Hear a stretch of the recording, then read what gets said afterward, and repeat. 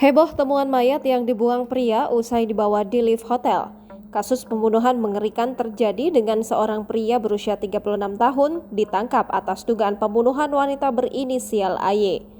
Jasad AY ditemukan terbungkus plastik di Jalan Kalimalang, Pondok Gede, Bekasi. Sosok pelaku terekam kamera CCTV apartemen di Jakarta Timur sewaktu mengeluarkan jenazah. Tersangka melihat mendorong troli berisi kantong sampai bantal dan guling. CCTV tersebut berada di dalam lift. Rekaman CCTV tersebut viral di media sosial, salah satunya Twitter. Sosok tersangka berkepala pelontos dan tampak mendorong troli masuk ke lift. Di dalam lift, dirinya bertemu dengan seorang pria dan sempat melempar senyum. Tersangka tampak santai dalam melakukan aksinya. Lift lalu terbuka di lantai berikutnya dan pengunjung pria lain masuk ke dalam lift.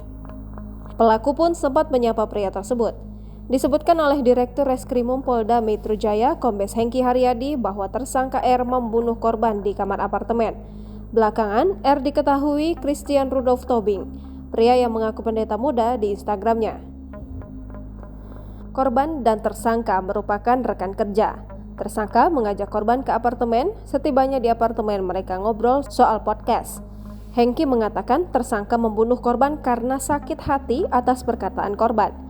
Namun, polisi saat ini masih menggali motif tersebut, mengingat barang-barang milik korban dibawa tersangka.